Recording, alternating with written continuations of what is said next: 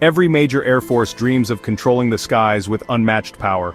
For the Indian Air Force, that dream is a fifth-generation fighter jet. It's not just about having the latest hardware, it's a strategic necessity. India's neighbors are modernizing fast, and to protect its airspace, India needs a technological edge. A fifth-generation fighter is that leap, a platform to dominate adversaries and secure India's sovereignty for decades. The IAF has a history of flying top-tier jets from both east and west, but aerial warfare is evolving rapidly. Stealth, advanced sensors, and network data are rewriting the rules. Upgraded fourth-generation fighters can only go so far. To compete in 21 century battles, India needs a jet designed for this new high-tech environment. Building such a machine alone is a monumental task, requiring huge investment, advanced industry, and cutting-edge tech. Only a few nations have succeeded, the US with its F-22 and F-35, and China with the J-20. For India, collaboration seemed logical, sharing costs, risks, and gaining access to critical technologies. This led India to its longtime ally Russia, already developing its own fifth-gen jet, the Sukhoi Su-57. On paper, it was a perfect match. India's resources and engineering, Russia's design expertise. The joint project, called the Fifth Generation Fighter Aircraft, FGFA, was born from this vision. The plan co-develop and co-produce a fighter to serve both nations, giving the IAF the generational leap it wanted.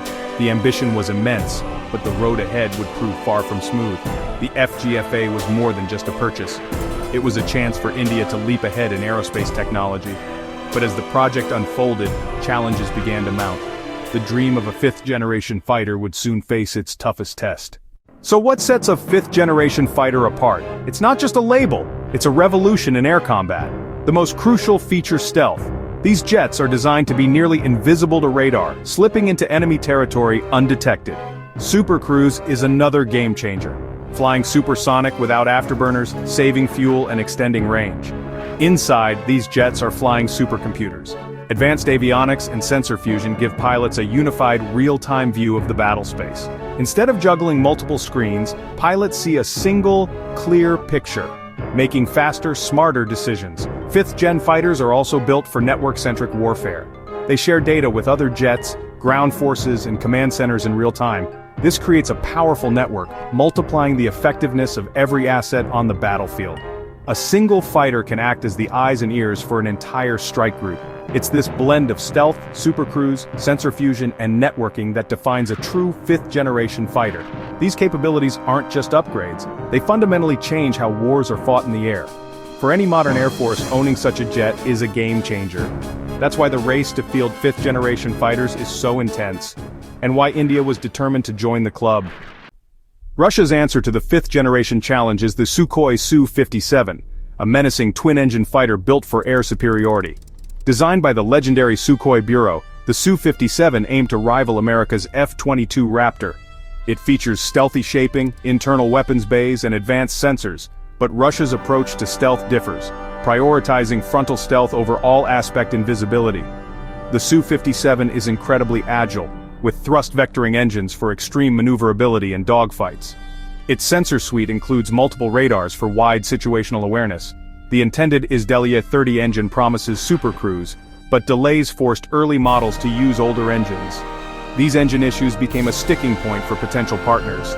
Still, the Su-57 represented Russia's best effort to stay at the cutting edge, and it caught India's attention.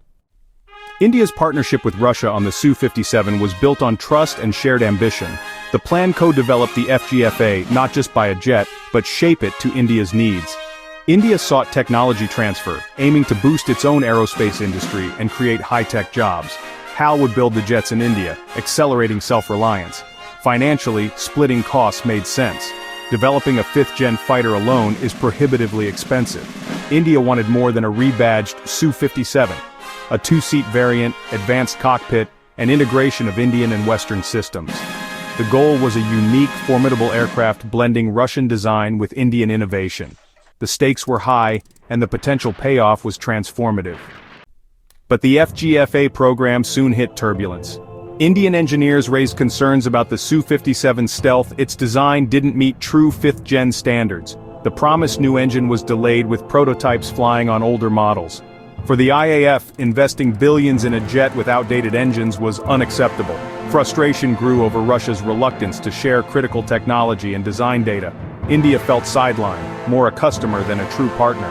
Costs ballooned as delays mounted and the promise of deep collaboration faded.